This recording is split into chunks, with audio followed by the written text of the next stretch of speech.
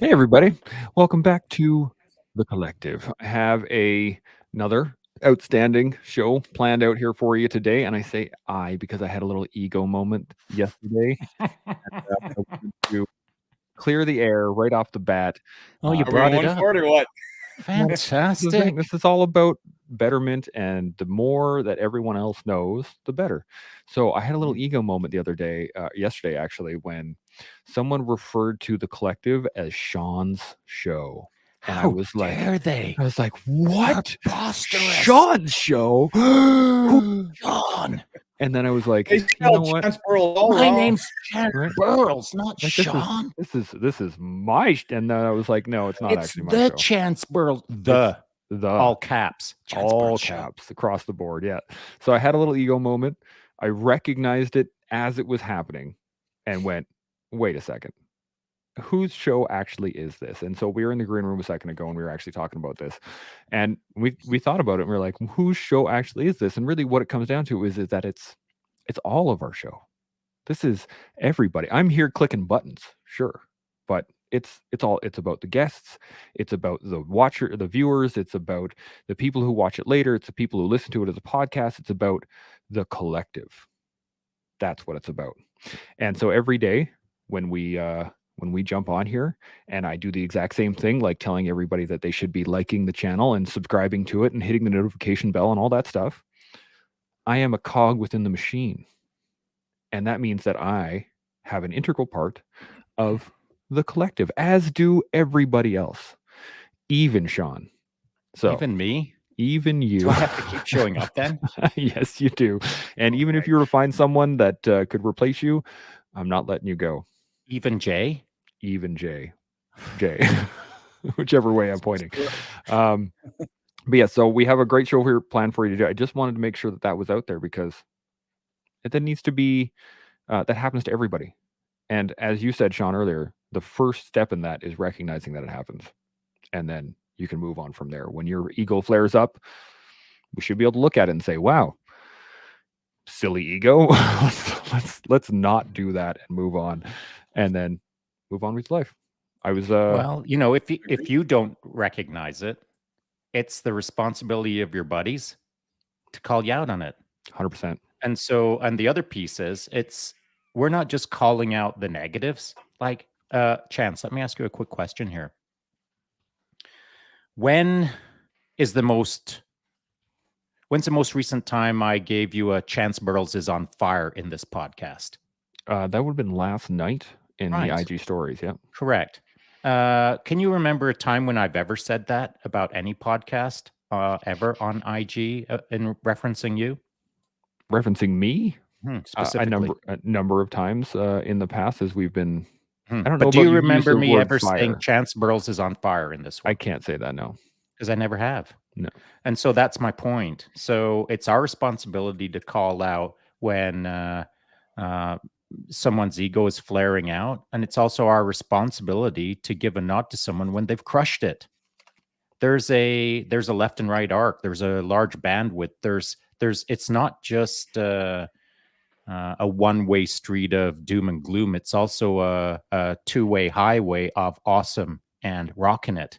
So you've got to figure out for everyone out there, if you're listening to the collective and you see a guest come in and they carry the entire show, it's only because the Chance Burls is doing his little wizard behind the curtain over there, plus engaging in the conversation, plus shaping the conversation. So the reason I said that you were on fire yesterday, buddy, is because you were so flowy McFlowing.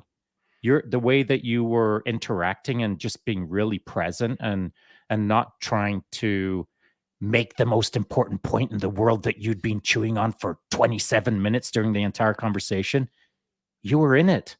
You were just ebbing and flowing with the convo, and I thought it was a beautiful thing. So as far as I'm concerned, that's the best podcast you've ever done. And that's why I said you were on fire. But then within a matter of 12 hours, I was also saying, bro, are your big fat ego fingers having problems typing right now? So, yeah, the good with the bad. Absolutely. Go ahead, Jason. What do you got? Yeah, just one more point. We said just before you started recording, the thing about the ego is there's nothing wrong with having an ego. I don't really think you can silence your ego. You just have to be responsible for it and the consequences of either having control of it or not having control of it. Right? Because we said, you turn on social media, you get a little bit of an attaboy from anybody, you're going to feel good about it. You're going to have your ego stroked. It doesn't mean that you got to go run around the street and yell at everybody that Chance Burles has a awesome podcast. You can sit with that, but it's about control, like we were saying. There's nothing wrong with sensing inside your own mind, hey, my ego loved that. You just don't have to go running around screaming it at the top of your lungs, right? And I think people mistake their ego as something that they have to destroy or get rid of. It's not. I don't think that that's true. You just need to have responsibility for it and its actions and consequences. 100%. It's you can weaponize it, you can ignore it, you can do all kinds of things with the ego, but it's our job to figure out how to use it to the best of our ability. And until you consider how big or small your ego is and how to shape that on a daily basis for the demands or requirements or the challenges in front of you, there's times when I've had to flare my ego up to mega, and there's times when I've had to silence it. And moving back and forth between those two things is not just a once per year thing or a once per day thing. It's constantly throughout my day. I'm contracting and expanding it in order to meet the needs of what's directly in front of me. I think that's the key. Sorry, go ahead, Chance. No, you go for it, man. What do you got? Well, I think that's the key that people miss is that your ego is sort of like on a daily spectrum, right? The ego is this thing that encompasses everything from like the most basic desire you have, probably the most complex thoughts that you can conjure up when you're trying to, live by a moral and ethical code, right? Your ego is there to sort of be the bouncer at the door of all of the things that you're thinking of. And people forget that the ego is not just the impulsive part of you, but it's sort of like the higher conscious part of the mind that can dial up or dial down the ego when needed. Like Shaun is saying, you can use the ego as an amazing tool, or you can use it or you could have no control of it and then be a dangerous weapon, right? So you can weaponize it for good or bad, I think. And that's exactly the things. It's a spectrum. And people forget that. And I hear all the time men and women talking about the ego death and killing their ego. And I don't know if that's the appropriate thing to say. I think it's what you said, weaponize it for good, make it something that's a good tool for your toolbox instead of trying to just completely dissolve it. I don't think that's effective strategy with this thing inside our heads that is us. It's just whether we inflate it or deflate it as the situation or the environment needs, right? I think the thing that I like about the statement of crush your ego or dissolve your ego, and usually these phrases are used in respect to psychedelics like ayahuasca or ketamine or whatever, something that is generally correlated with crush the ego, destroy the ego. And I don't think it's a bad thing if someone is using it as a tool to better understand their bandwidth. So if you've got a massive ego and you have no idea what no ego feels like, then find a way to crush it so that you or dissolve it to a point where you have some context like, oh, wow. So this is what it feels like to have way less ego. And then you can understand, oh, I've got way too much ego. And then by narrowing that bandwidth down until you've got the appropriate focal range of how you want to shift your ego throughout the day, instead of this, it's now this is your operating system. Well, that's for all of us to figure out how big and how small we need to shape our ego in order to interact throughout our day. And so I think it's important to understand that it's an ebb and flow thing, or it's a expansion and contraction is probably a more correct term for the ego per day, per minute. Because I know some fellas, it's Men's Mental Health Month this month, and ego is obviously a thing within men. I think there's men out there that create an ego and feel that it's fixed, that it's static, that I always act like this. I always go in and own the room. And so that fixed mindset in respect to ego, if that's your all day, everyday solution, how on earth can you interact with people who are fluidizing their ego? If you're a yeller, like if you walk into a room, yeah, well, they did this and they did that, and everyone is standing in front of you all chillaxed, and they're ebbing their ego to 4% instead of 97%. Like, the dissonance there is so obvious to the people who are at 4%, but not obvious to the person who's at 97% raging. And so if your standard operating procedure is always to operate with your ego out of check, then you don't even know you're out of check, because you've never tried to check your own ego. You feel that your standard operating procedure day after day is normal in context of this is how everyone does it. But until you start playing with all aspects of your life or all internal systems, then you'll never be able to use the tools that you've been given throughout your entire life, all the wins, losses, people that you've met, all the wisdom, all of the stuff. You'll never be able to use all of that to its full capacity until you understand the spectrums of each thing that's within you. Yeah. The there's a great corollary that it's been percolating in my brain as we've been talking about this. It's a dog. It is the idea of a working dog, right? If you can utilize your ego correctly, you can get your dog to do things, right? Like my uncle's dogs that are on the ranch. They're highly trained, highly skilled, and they can be told to run hundreds of meters away, round things up, and bring it back in and be a tool. But they're not brought in the house, right? They're kept outside as a working dog, and there's a separation from it. But it is a useful tool. But at the same time, if you were to have a dog that is totally out of control, they run the house. Right? They are all over the couch. They're all over the bed. They're all over you. They're up in your face. They're down in their face. They're barking at new people. They're yelling, et cetera, et cetera. And then on top of that, other people will weaponize their dogs. And that's where you get those people who walk into a room with 97% ego, right? Their ego is the weapon, and it protects the soft underbelly, right, of your own mind, your own consciousness. And so I think it's a perfect allegory in that if you want to manage your ego, if you want to be able to maintain to be able to utilize your ego, it takes training. It takes work. It takes effort. It takes day after day, small disciplines consistently applied over time to be able to utilize it as a skill set and as a tool, rather than allow it to just run ramshackle all over your house. I like it. Yeah, it's almost like putting a gain controller, a volume button on it, right? Yeah. Like what Shaun was saying, if you're in a room and one person's ego is dialed up to 10, you're not able to hear anything else.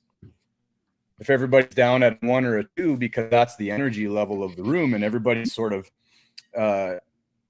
interacting at that level, somebody comes in and the volume button is cranked up to top level, you're not going to be able to hear anything. And that goes for personally too, right?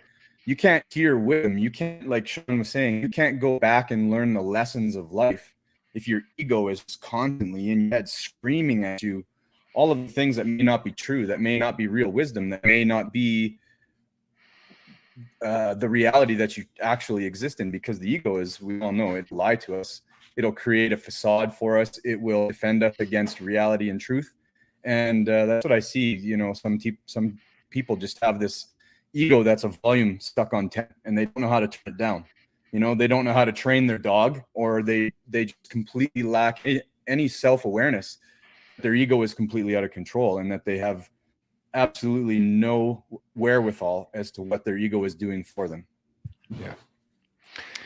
So what I like about the collective, sometimes we get, not tangentially, but sometimes we get onto a subject where either me or the Chance Burl show, the Chance chooses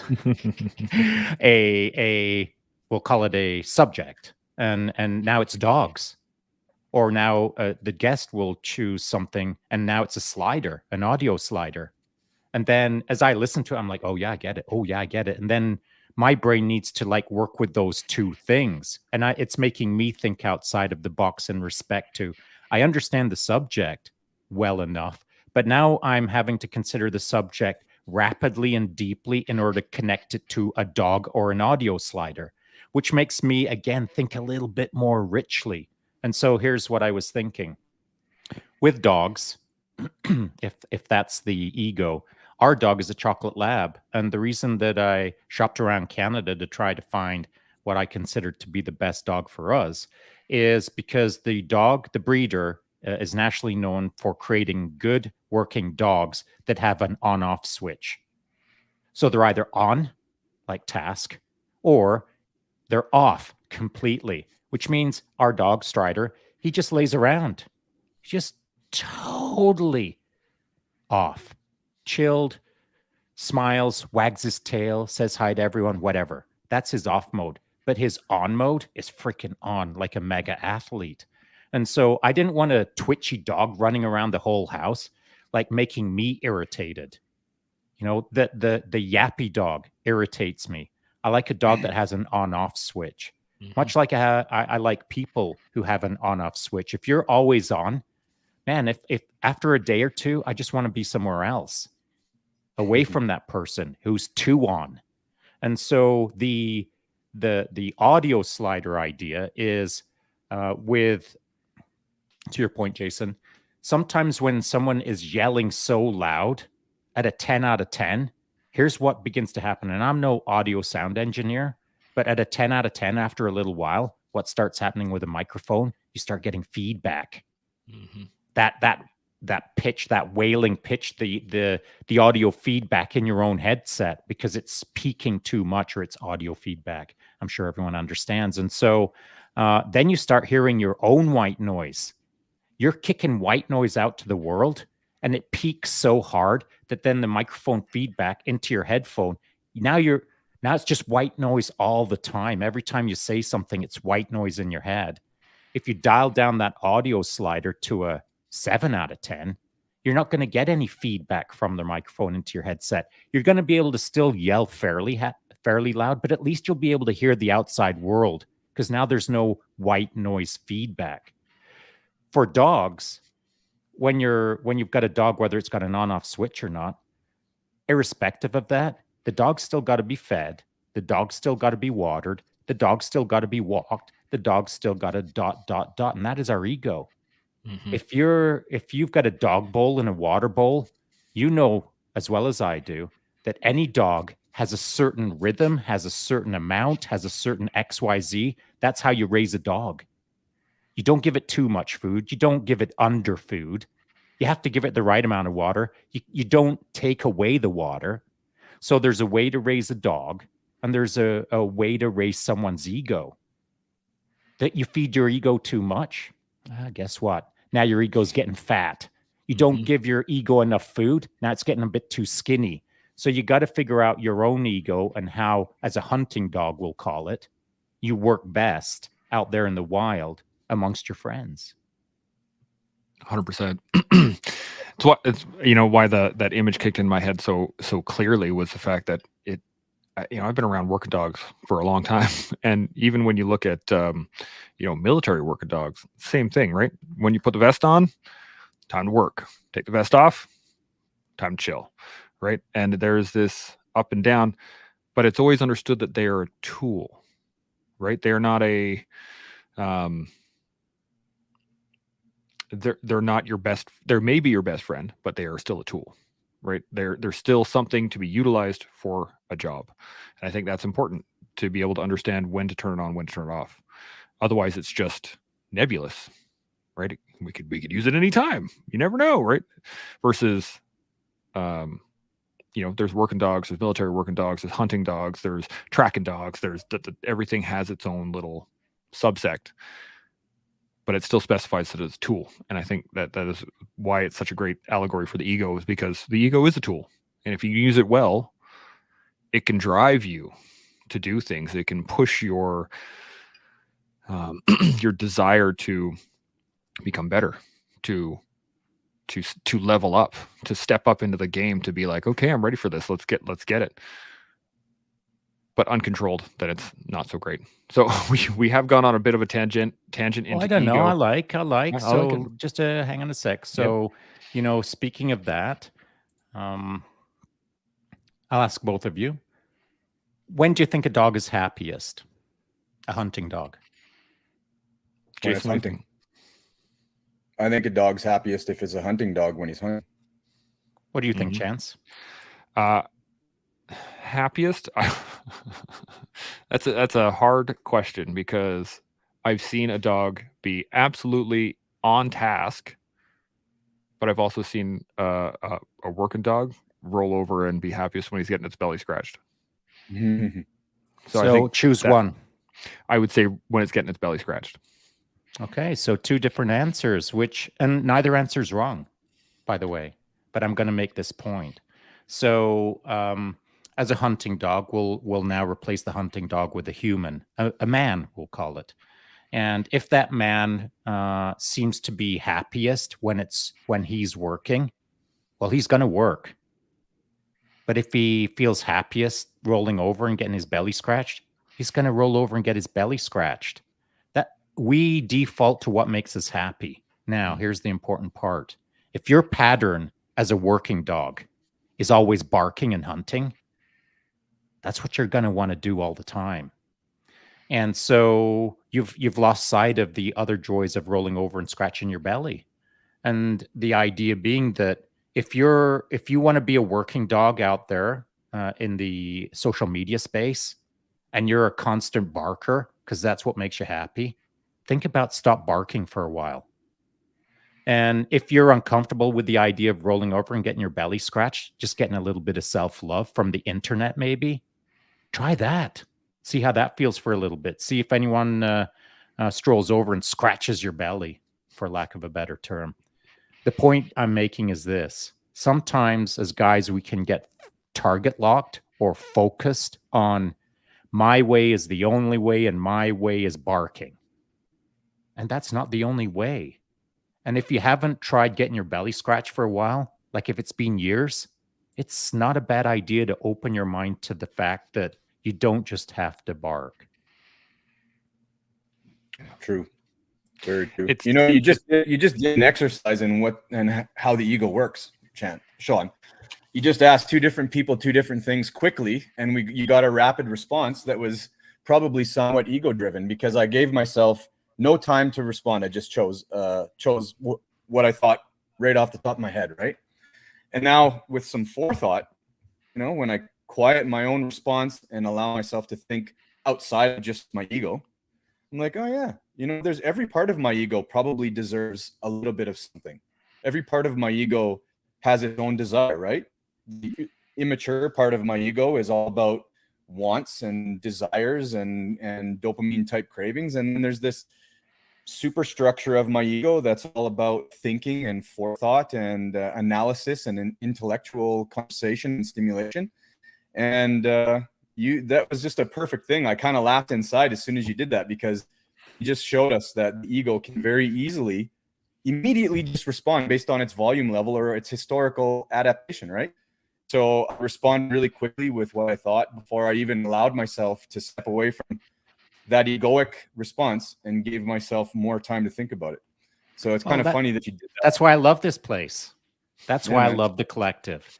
And so your answer, by the way, neither answer was wrong or right, or they're neutral answers to some degree until we do what we're doing right now, and that's not shredding it apart or tearing it apart, or it's diving into the responses just a little bit deeper to better understand not only ourselves but the person across from us in the virtual space that we're in right now. And so, like, your response would have been my response, Jay. Like, I would have chosen a working dog wants to work. I want to work. If I'm a ninja assassin, I want to go ninja assassin. If I'm an accountant, I want to go accountant. I want to do what I am. And but that's my default is I want to go do. And Chance's point is awesome as well. I mean, we got to learn how to chillax as well. I've learned how to do both a whole lot better for sure. But the point being that just between the three of us, we could have three separate answers to this one. And I don't think there's a wrong answer out there. Where I do think it's a wrong answer is when we all just spit out an answer and give it no further thought. Mm-hmm. Yeah, I well, think, and that's the. Sorry, go ahead, Jason. Sorry, Chance. No, I keep interrupting you. Go ahead, Chance. Sorry. I was gonna say that I think the reason why the dog is such a great corollary for this is that dogs live in the moment, right? Dogs are happiest doing whatever they're doing right now, right? If we're chilling, getting our belly rubbed right now, check, good to go. If we're hunting, sweet, I like hunting. If we're going for a walk, cool, I like hunting, or I like going for a walk. Or we're eating now, okay, cool, I like eating too, right? There's this consistent right now. And I think that we as people, especially with the different aspects of our own, within our own mind, especially with our ego, we stop being here in this now that we are ever in, right? Our ego starts to play into the future. It starts to play into the past. And this is what I've always done, so I'm going to continue doing it forever. And whereas a dog lives in the now. Right. And so when you say, what makes the dog happiest? Well, I think whatever makes the dog happiest is what it's doing in this moment, because that's what it likes doing right now. Because that's why that's why it's doing it, at least in my mind. But you got some pushback, Shaun? Hit me. It's not pushback. I think what you're saying is good and right, and I'm not pushing back to like take us in a completely, whoa, hang on a sec, but just a little bit of nuance maybe. So if we're calling the ego the dog is in the now, as you stated, Chance. But without direction, if you open that door, that dog will run all over the neighborhood and hit every fire hydrant it can. 100%. And so who runs the draw? Who controls the dog? Who controls the ego? Mm-hmm. The owner. Yep. The responsible owner will have a good dog. The irresponsible owner will have that dog that runs all over the neighborhood and craps on the neighbor's yard. Mm-hmm. The ego requires an owner.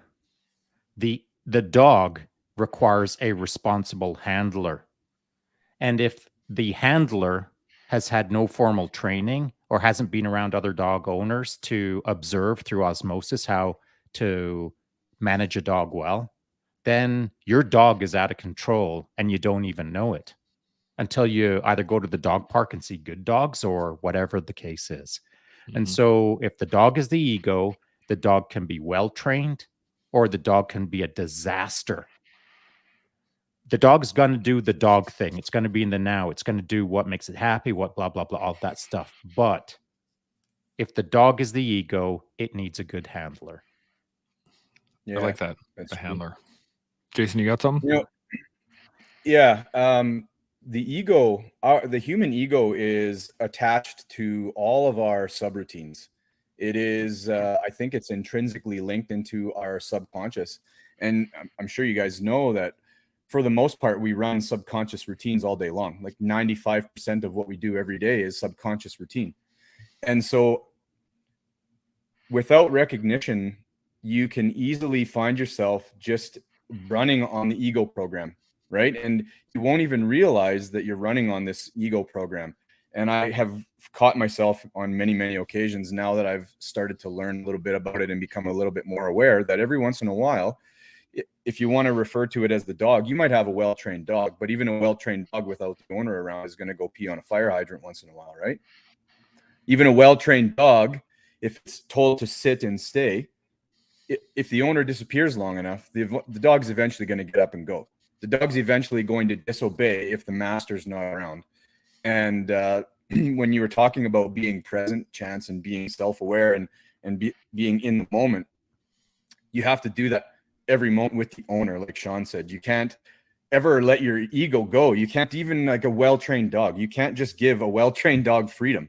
No matter how well-trained a dog is, if you're gone as the owner for a few hours, that dog's going to revert back to being a dog, right? You give it enough time and a dog's going to revert back to being a wolf. So I think you have to also recognize that what you're saying is so true.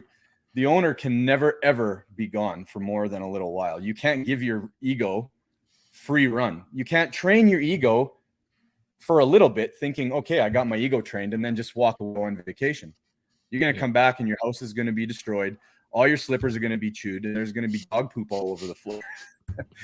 And so I think just to further the conversation, yeah, I think the ego could be like a dog. The higher part of our mind could be like the owner, but you can never, ever relent. You don't ever get a day of training off. You don't ever get a day off where you can just let your dog run the house or do whatever it wants. It'll do what you want when you tell it to, but the moment you turn your back, the moment you forget that you have to be ever present with your conscience or your conscious, it's just going to do what it wants. It's going to fall back to subroutines and following the old patterns from the mammalian brain and from the lower level part of our mind that doesn't require higher level thinking. The dog's just going to become a dog, right? I'm going to push back on that a little bit. And the reason I'm going to push back on that is, first off, I'm going to give you time to go steal some more Wi-Fi from your neighbor. And, oh no, no man. The second part I wanted to push back on is the subroutines are based on training, right? So if you train your ego well enough, then your subroutines become the trained routine. And so you can, and this is why I like the terminology, at least in my mind, it works better. I like the terminology of the handler, because an owner is, at least in my mind, a bit of it's like an overarching kind of like, I own you, you must do what I'm telling you to do, versus a handler, which is more of a directionary kind of thing. Oh, we're going to go that way. Oh, now we're going to go this way. In my mind, at least. And so the little bit of pushback I'm going to give it is that there's examples all the time of people being able to train a dog to a degree that if they leave, that dog will not move, period. And it will sit there and it will crap itself on the floor right beside it, and it will not move because it has been trained to that degree. Now, we can do that with parts of our own mentality. There will be a reversion, like it will revert back to its training, but if the training is developed enough over a long period of time, then those subroutines that you're talking about aren't the instinctual ones. They're the one that's trained. And so you can still handle the dog. You can leave for 2 or 3 hours without it getting anxious and running around all over the house. But if you're gone for 4 or 5 days or 2 or 3 weeks, then those things start to revert. But the initial subroutines are still based on the training, because the training is present and it's consistent, if that makes sense. Right. So how about this? I agree. You can train a subroutine so that it'll sit there at attention for a day and not move. However, a day plus 10 minutes, that extra 10 minutes might just be the point where it rolls over into, are you ready? I wonder if he's coming back. Yeah. Where's my owner? Where's my handler?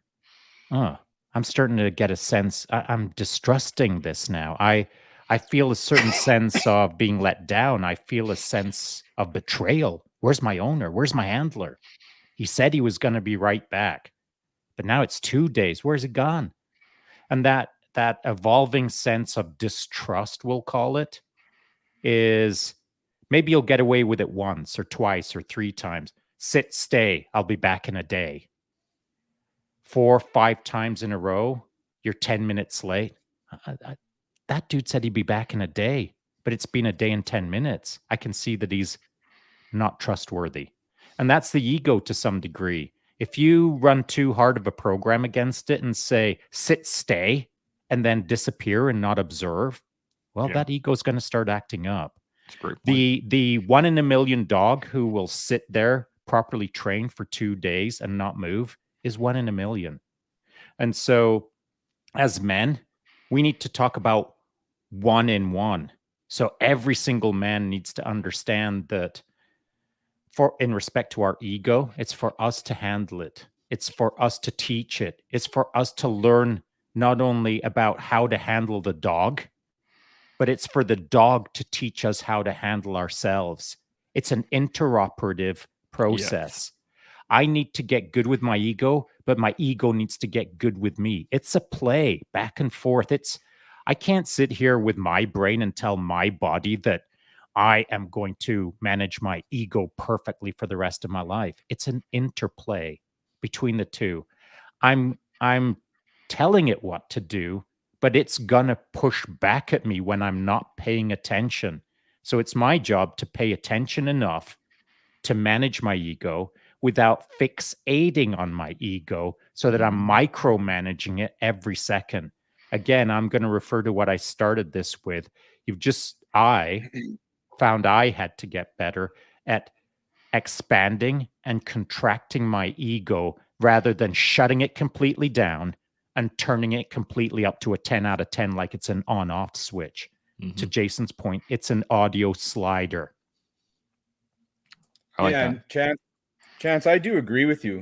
My point and your point are kind of, I think we're maybe just dealing with language that might be a little bit different. But I do agree with you that we're talking about dogs. So now we're talking about in the human realm when we're analogizing like we're dogs. Well, there's different breeds of dogs, right? You can train a Belgian Malinois or a German Shepherd, and they might just sit for 2 frickin' days and wait for you. Or you may not be able to train the Chihuahua, except if you train it every day, all day long. So yeah, you're right. There is a hierarchy scale that everybody has to kind of recognize in themselves. You know, if we're talking about dogs, what kind of dog am I? Am I a German Shepherd or am I a Chihuahua? Do I have the physical and mental wherewithal to be off leash without my master around for a little while? Or do I require daily, hourly monitoring because I'm a shaking little nervous Chihuahua? So I think, yeah, like we have examples of people that have a subroutine that's rock solid, you know, like the Dalai Lama, some other people in history who are that 1 in a million, who once they've attained a specific level of mastery within their mind, that's all they need. They don't ever need somebody to come in and tell them how to get better, or they probably don't even require any all that much hard work inside because they're the 1 in a million type of dogs. But for me personally, I'm not the Dalai Lama, man. It's a daily thing for me. It's a daily thing to keep my ego in check because I find it falling back into routine if I don't pay attention. So it's like that little slider that we're talking about, or the dog breed. I'm not sure exactly where I am, but I see that you can very easily turn to Chihuahua from German Shepherd if you're not careful. Yeah, let me ask you a quick question, pal. Yeah. Why aren't you the Dalai Lama? Why am I not? Why aren't you the Dalai Lama? But no joke. Why aren't you? Well, we could go real deep on that one, Shaun, but I suppose some I'm time. not the Dalai, I'm not the Dalai Lama #1 because I don't want to be that kind of person. Okay, So I suppose so before you go any further, let's just kind of chunk it out. You don't want to be that person. Why not? the Dalai Lama is a powerful, massive spiritual and religious figure. And that's not something that I've ever thought of being in my life. It's not something that I would get fulfillment or joy with. So I don't have my arrow pointed in that direction. Why is that? Why do you think that you couldn't be that, or why is that never been a consideration, or is it just a case of you just thought, is it not worthy, or is it not, you've never explored the idea of being that grand scale, or what would it be? Oh, well, it could be any number of things. It could be the environment that I grew up in. It could be the geography where I was born, the parents I was born to, the socioeconomic status that I currently have or did have as I was being raised. It could, there's a million factors as to why being the Dalai Lama is not something on my radar. It just, based on my characteristics and the experiences that I've had, the information I've learned, the people that I work with, my cultural status, my employment history has never given me the spark to become the Dalai Lama. I think it's so complex to become something like that. I have to break it down forever to really give you a solid answer, but it has to do with many, many factors. I agree.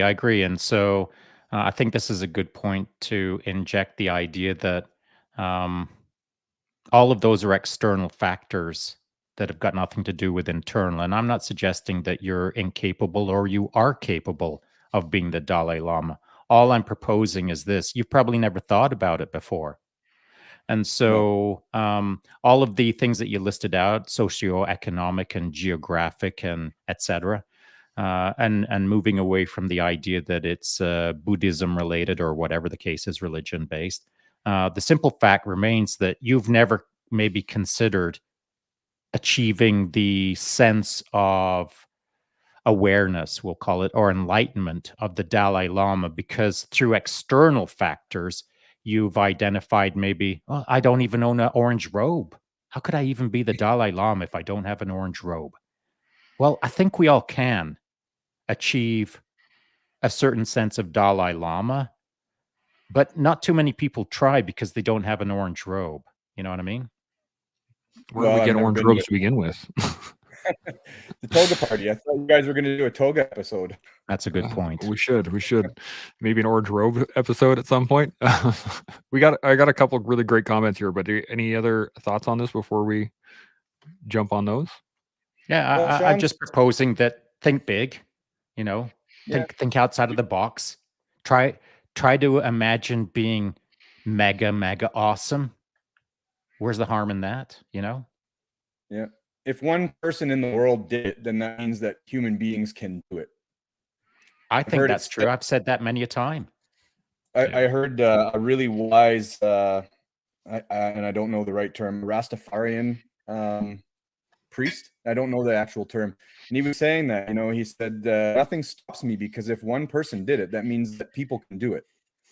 So if a human being has the capacity to become enlightened like the Dalai Lama, or to try and go to Mars like Elon Musk, well, they're just humans, right? That means that if it's achievable, then any other human being could basically achieve it, because we all have the same physiological and biological hard and software basically to do it. So you're right. I think, Shaun, what you're trying to say is it's all in your mind what you're going to do, whether you want to achieve it or not.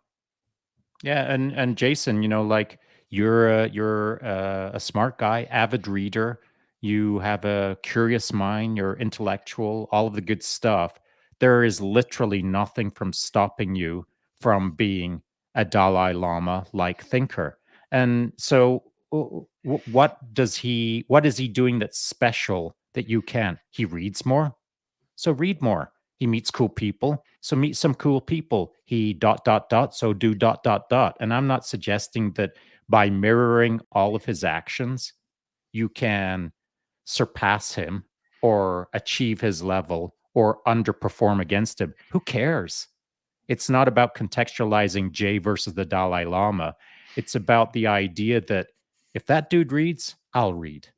If that dude meets, I'll meet. If that dude talks, I'll talk. If that dude listens, I'll listen. He's just a human being that is being given a title that somehow feels like unobtainable. But I disagree.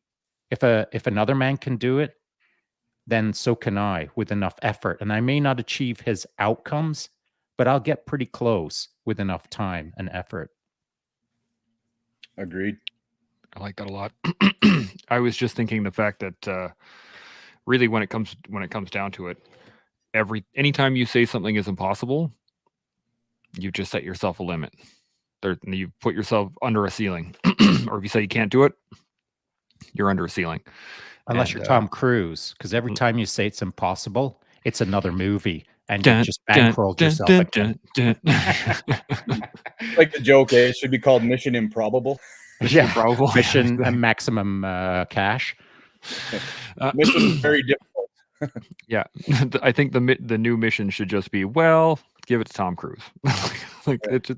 I will say this though, I did see a clip of him riding his motorbike off the edge of a ramp and kicking the bike free and jumping into a free fall position and falling with his motorbike, his latest Mission Impossible 37 stunt or whatever.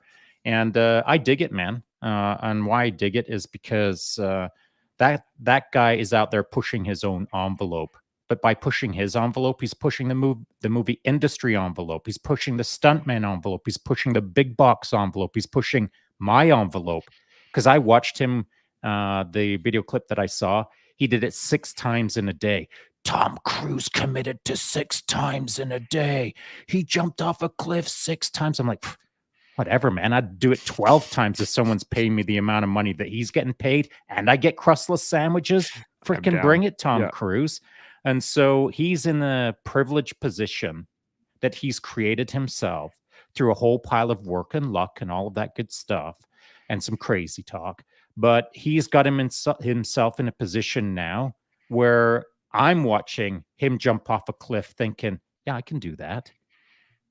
Whether I ever do or not is immaterial.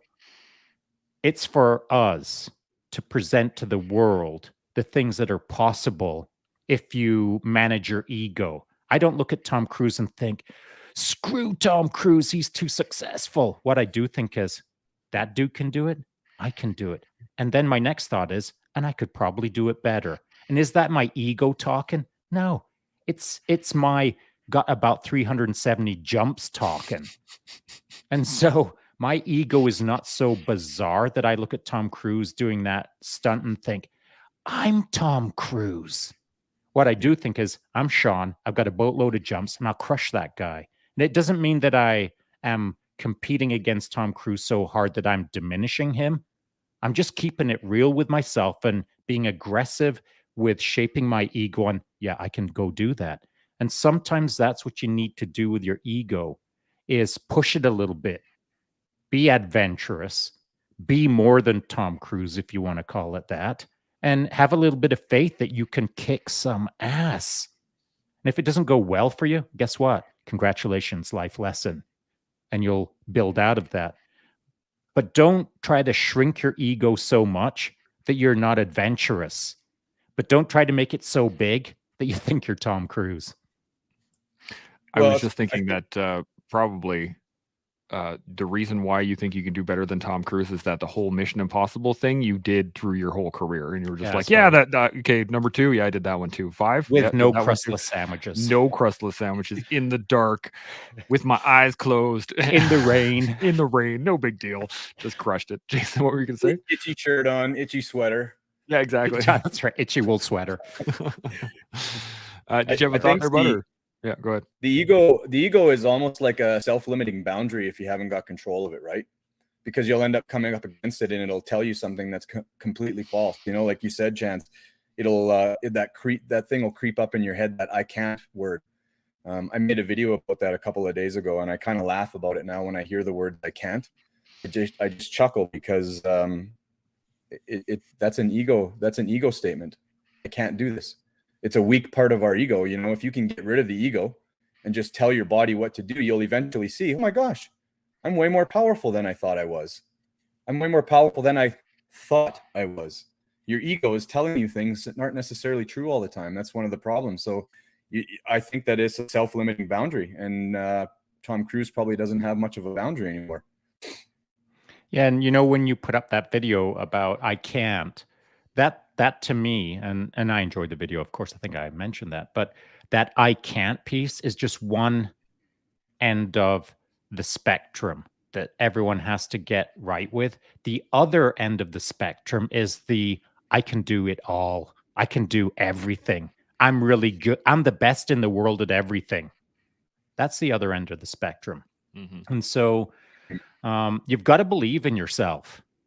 When you're standing on a race start line and it's a big event, as an example, when you're standing on that line, or I'll use myself as the example. When I'm standing on that line, I'm looking to my left and right and I'm cutting every throat in my mind. You're all going to lose. You're all going to compete against me. It's game on. Now, I'm a highly competitive person in a competitive event. Everyone that drove to wherever it is in the world and showed up on the start line, there was no confusion there. They weren't driving to go get a cup of coffee. They were going to a start line to kick my ass. And I'm going to the start line to kick their ass.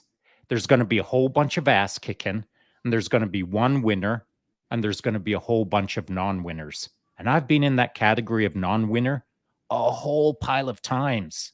But that's no big deal to me. I don't care about that. What I do care is that I recognize when I stand on that start line, it's ass kicking time.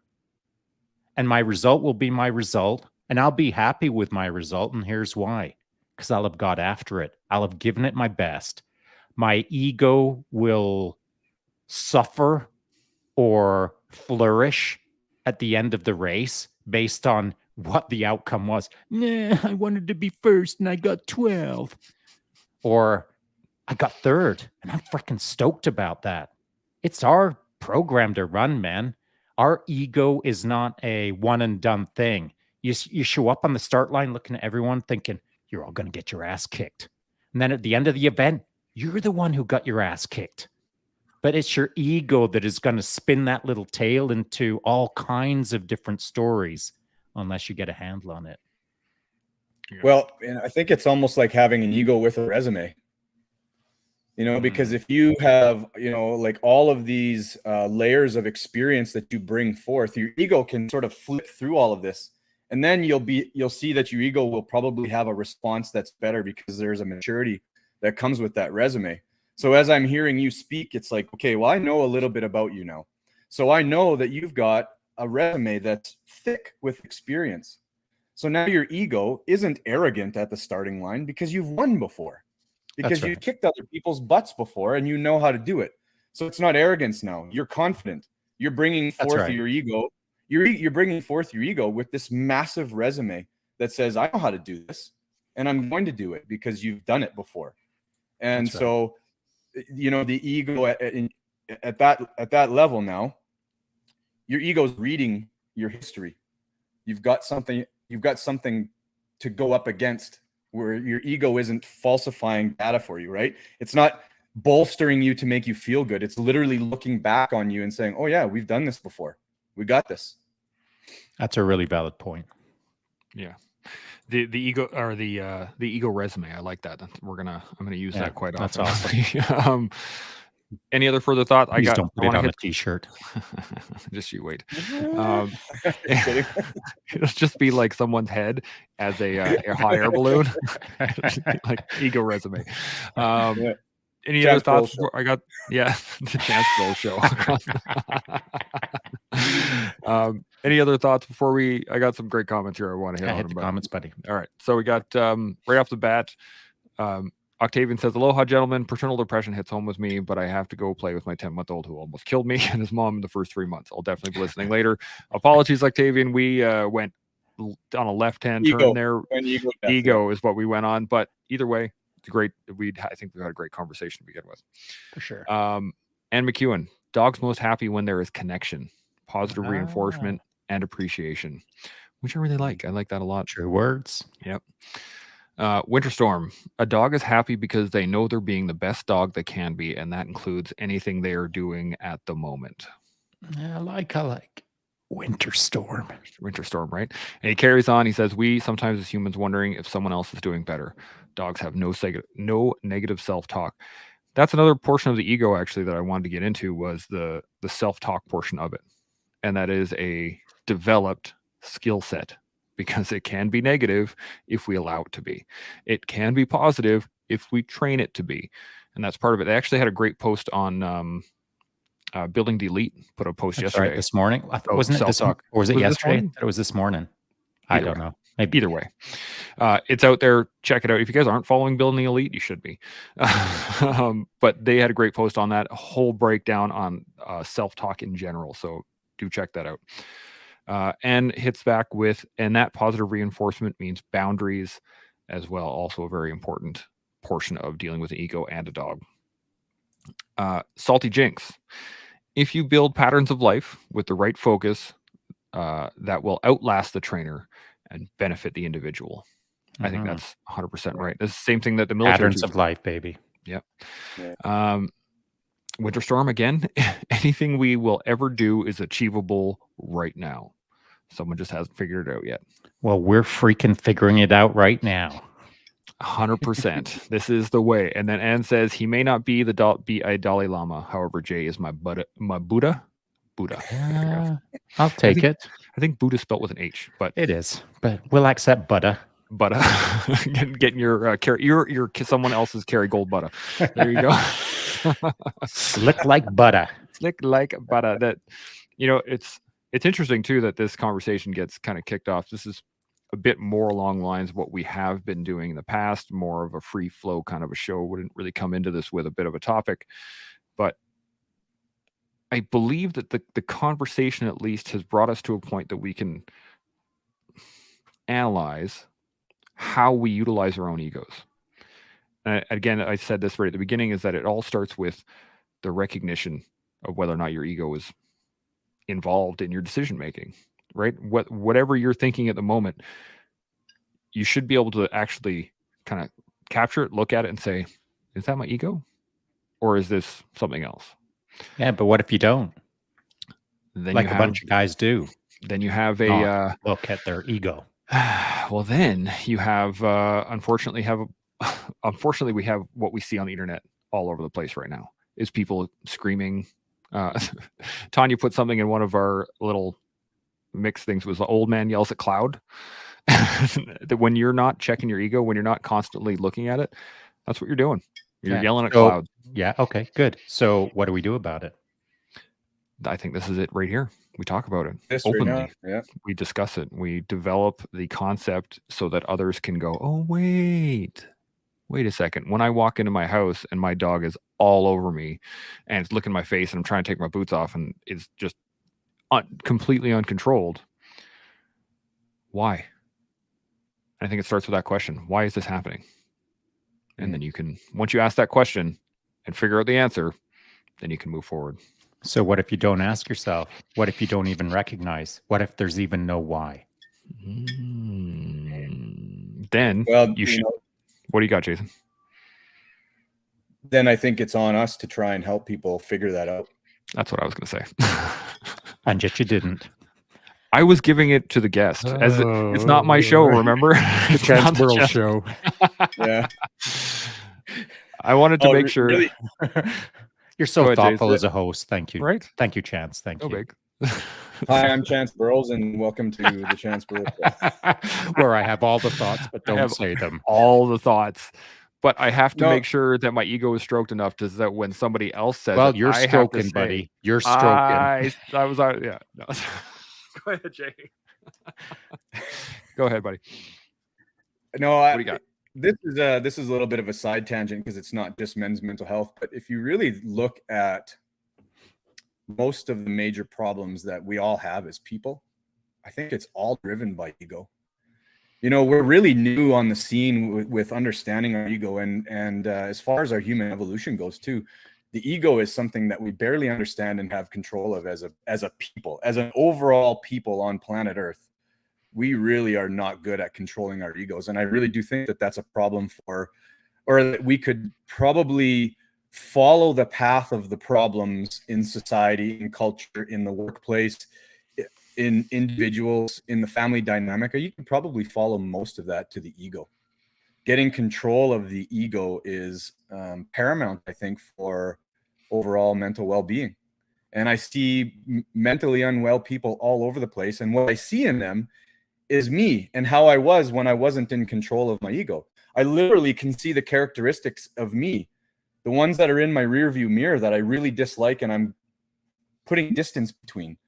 I see that in so many other people who I can't have a conversation about ego or mindfulness or anything with because they're not there yet. And I find that as a massive societal problem, because if I can see it in me, in other people, that means that I think it's probably an ever-present issue. And so it's a great talk because we all, I think, need to have a better control of our ego. I think it really catalyzes a lot of the personal and cultural and societal issues that we have today. Yeah, and you have the courage to be able to state that out loud because it's so powerful that a dude can say, man, that was me, but now I can see it in others. And that should encourage other men to look at themselves today and look at themselves a year ago and see some change or no change or a lot of change. And that's what you have to focus on, is not how am I doing today, but am I better today? Am I better than a year ago? Am I a better version of Jay? And if you can keep telling yourself yes, then freaking rock on. Keep on crushing. But if at any point you think to yourself, man, I'm letting myself down, I'm worse off today than I was a year ago, whatever that means to you, change it around. You know, Mm. find someone who, if you can't change it around yourself, find someone who can help you change it around by demonstrating to you that, bro, I get it. You're me. I'm you. I'm here. You're there. I got here when I was over there with you. And how did I do that? Here's some tips, tricks, pointers, steps, sequences, protocols, patterns, all of the good things. Here's some stuff that you can start to do today to start moving forward, shrinking your ego or contracting and expanding your ego in a synchronized way to the real time moment that you're living in right now, and figure out a way to become positive, not negative in the world. Indeed. At the end of the day, it's on us, Mm. right? It, Mhm. any benefit that we want to see in the world, start here. I think that is the overarching element within the collective across this whole podcast that we've ever come across. It all starts here, but it does not end here, right? It starts with yourself, and then it starts to expand, and it starts to expand, and it starts to expand. And as you learn, as you grow, as you build, you enable the people around you to do the same thing. And so, Shaun used to say this all the time, I can only show you the door. But Shaun rightly corrected me on this, is that not only can I show you the door, I can show you how it works. I can go through the door, turn around and come back and be like, look, it works. You just have to step through. You just got to turn the handle. You just have to begin the work and then keep doing it. And I think I also added one more piece to that. That was a conversation from quite some time ago, so it's good that you remember that. But I think I added one more piece to that. And sometimes I'll open a door and show you how the door works and stand on the door myself and walk into it and walk out of it and say, here, this is how it works. And if you go and look and then you don't feel like you want to step through the door, sometimes I'll kick your arse so hard that you'll fly through the door. And now did you're in have a that, new yeah. space. Enjoy, and I'll help you out. Yeah. But sometimes that's what it takes, man.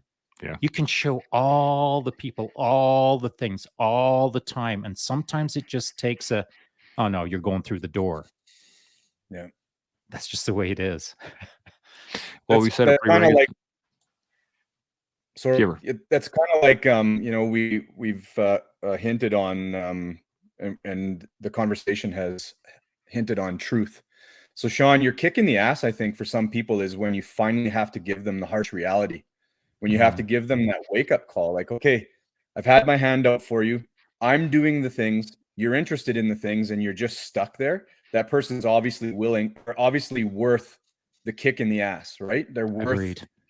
kicking in the ass. There's some people that, unfortunately, they're not worth the time to kick them in the butt to get them past the threshold. They're just, no matter what you do, they're just not willing to do that. But you, in order for anybody to benefit from any of this, you have to be honest with yourself. You have to accept the honesty of it. You have to, like, when we're talking about ego, that's a time when you have to get rid of your ego completely. You need to shut your ego up, put the volume level on 0, put your dog in its dog crate, and then just listen and learn. And maybe that mentor, that person that's kicking you in the ass, maybe that's exactly what you need. You just needed that thing. Sometimes people need that kick in the ass. That's like the proverbial shove that they need, right? Yeah. And usually it only requires one kick. And then a short time after, they're through the door looking at the world, figuring things out. They step back in the door. Now they're in the same hallway with me, and they can say, now I get it. Who's next? And now it's two of us kicking some ass. You know what I'm saying? Showing me the truth. You just showed me my own truth, right? You revealed to me something I wasn't willing to see. Yeah, 100%. We got I got one more comment, and then we'll do some final thoughts, and then we'll be able to carry on here for the rest of the day. But Salty Drink says, small habits, one at a time, till they build up, moving you forward. The point should be to make your capabilities exceed your wants until you need to alter your goals. I dig it. Yeah, I like that a lot. Any final thoughts on ego, on anything we've talked about? What do you think, Jason? Yeah, I've often thought, like I said just a short while ago, that ego is one of the greatest problems in 21st century humanity. I think that gaining some control of your ego is literally the doorway to mental health freedom. And that doesn't mean that you're not going to have problems in the future. That's a given. But gaining control of and being able to sit with your ego and be present with it is, I think it's probably one of the leading factors that you can do for yourself to make yourself better and level up. The ego is a very powerful weapon, and left unchecked, it's like a German Shepherd that's never been trained. Imagine an off-leash German Shepherd with no training. That's a dangerous dog, and an ego with no checks and balances is a dangerous ego. 100%. Shaun? Yeah, I don't have too much more to add to this now that Jason has wrapped it up so well. So, Jay, thanks, man. Thanks for showing up and bringing the heat, being an integral part of the conversation. Thanks, Chance, for the Chance Burl Show. Man, you're stealing my thunder. I was going to come in with that. I knew you were. No, I do really appreciate it. Jason, it's been a great conversation. I think not only was it kind of impromptu, but it allowed for a lot of really great development of not only what the ego is, but the fact that it's able to be managed, right? And that the first step in anything is learning about it. So as we learn how to manage our ego, as we build upon the skills that we have to mitigate the negative sides of our ego, we can then grow into our ego and utilize it correctly. And you can do that every day here on The Collective. We'll see you tomorrow. Chimo. Chimo.